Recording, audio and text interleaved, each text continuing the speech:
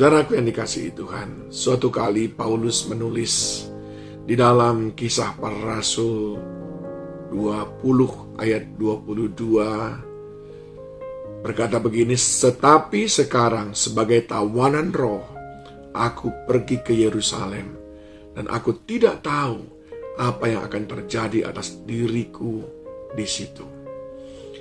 Apa yang dimaksud dengan tawanan roh?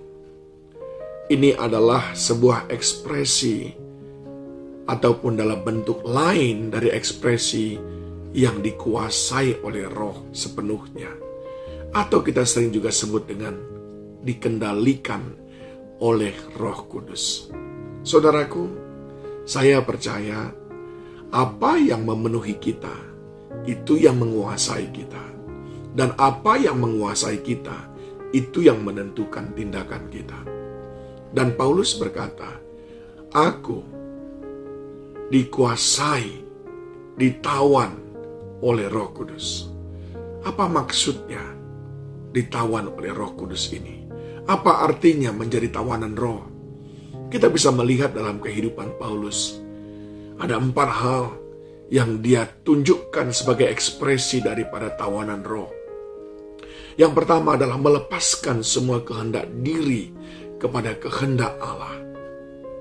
Yang dia kehendaki adalah mengenal Dia. Semua kehendak-kehendak dia yang lama sudah ditanggalkan dan tinggalkannya. Dan dia mau sekarang hanya mengejar panggilan surgawi. Karena dia sudah dikendalikan oleh Roh Kudus. Dia hanya menghendaki apa yang dikehendaki oleh Roh Kudus. Itu bisa kita lihat dalam apa yang ditulisnya di Kisah Para Rasul 20 tadi, saudaraku. Ayat yang ke-23. Selain daripada yang dinyatakan Roh Kudus dari kota ke kota kepadaku, bahwa penjara dan sengsara menunggu aku. Dia sudah tahu itu. Tapi dia tetap pergi. Dia berkata, ayat 24, "Tetapi aku tidak menghiraukan nyawaku sedikit pun, asal saja aku dapat mencapai garis akhir dan menyelesaikan pelayanan yang ditugaskan oleh Tuhan Yesus kepadaku untuk memberi kesaksian tentang Injil karunia Allah." Ditawan oleh Roh Kudus. Artinya yang pertama, melepaskan semua kehendak diri kepada kehendak Allah. Yang kedua, saudaraku, ditawan oleh Roh Kudus berarti tidak memiliki hak untuk tidak bersepakat dengan Allah.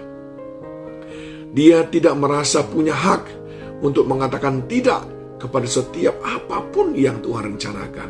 Pergi ke Yerusalem itu adalah sebuah tindakan yang bunuh diri, sebab di sana dia dibunuh. Tapi dia terus melakukannya. Dia tidak punya hak untuk berkata tidak, sekalipun dia tahu itu adalah membahayakan dia. Hal yang lain juga kita bisa lihat dalam Kisah Para Rasul pasal yang ke-16 ayat 6-10.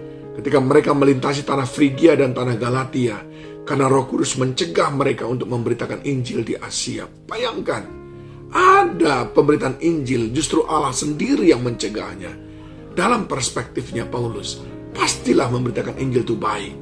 Tapi dalam perspektifnya Allah, baik tetapi tidak baik di tempat itu. Bahkan dikatakannya, pada malam harinya tampaklah oleh Paulus suatu penglihatan. Ada orang Makedonia berdiri di situ dan berseru kepadanya, "Mari menyeberanglah kemari dan tolonglah kami." Bayangkan, di Misia, dikatakan di dalam ayat yang ke-7, mereka mencoba masuk ke daerah Bitinia, tetapi Roh Kudus tidak mengizinkannya. Demikian juga di daerah Galatia dan seterusnya. 2 kali Roh Kudus melarangnya, tetapi Roh Kudus menggunakan orang Makedonia. Dalam penglihatan Paulus, seakan-akan mengundangnya datang ke sana. Sesuatu yang tidak ada dalam rencana Paulus. Tapi Paulus taat. Dia tidak punya hak untuk tidak sepakat dengan apa yang Tuhan katakan.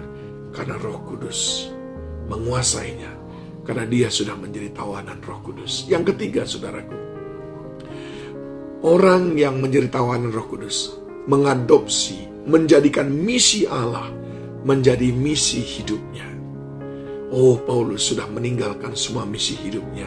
Tadinya dia mau menjadi orang yang terkemuka, menjadi anggota mahkamah agama.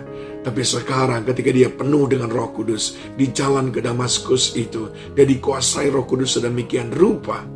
dan semuanya ditinggalkannya. Misi kehidupannya sekarang adalah menuntaskan pemberitaan Injil sebagaimana tadi dikatakan di dalam Kisah para Rasul 20 ayat yang ke-24. Tetapi aku tidak menghiraukan nyawaku sedikit pun, asal saja aku dapat mencapai garis akhir, menyelesaikan pelayanan yang ditugaskan oleh Tuhan Yesus kepadaku untuk memberi kesaksian tentang Injil kasih karunia Allah. Jangan sembarangan kita berkata, aku ini penuh Roh Kudus, kalau kita masih menjalankan misi hidup pribadi kita sendiri, dan di sana tidak terkandung sedikit pun misi Allah. Dan yang keempat, saudaraku, dikatakan bahwa orang yang dalam tawanan Roh Kudus adalah mereka yang menerima pujian dari Allah, menjadikan itu sebagai keberhasilan terbesarnya. Orang yang ada di dalam tawanan Roh Kudus, dia tidak mengharapkan pujian manusia. Yang penting bagi dia adalah pujian dan perkenanan Allah. Paulus berkata, apapun kulakukan, asal saja Allah berkenan dalam pelayananku, dalam hidupku. Dia tidak lagi mengejar perkenanan manusia. Manusia sering salah mengerti, salah sangka. Bahkan manusia sering menganggap dia buruk. Tapi yang dia mau adalah mengejar perkenanan Tuhan. Dan di dalam kitab Efesus 1 ayat 14 dia berkata, Roh Kudus itu adalah jaminan bagian kita sampai kita memperoleh seluruhnya, yaitu penebusan yang menjadikan kita milik Allah untuk memuji kemuliaannya. Fokusnya untuk mendapatkan perkenanan Tuhan. Adakah engkau menjadi tawanan Roh Kudus saat ini? Jangan kita dengan gegabah mengatakan, aku penuh Roh Kudus, si A, si B penuh Roh Kudus. Lihat, yang saya katakan di awal tadi, apa yang memenuhi engkau, itu pasti menguasaimu. Apa yang menguasaimu, itu pasti menentukan tindakanmu. Mari, kejar, izinkan saudara dalam tawanan Roh Kudus. Tuhan memberkati.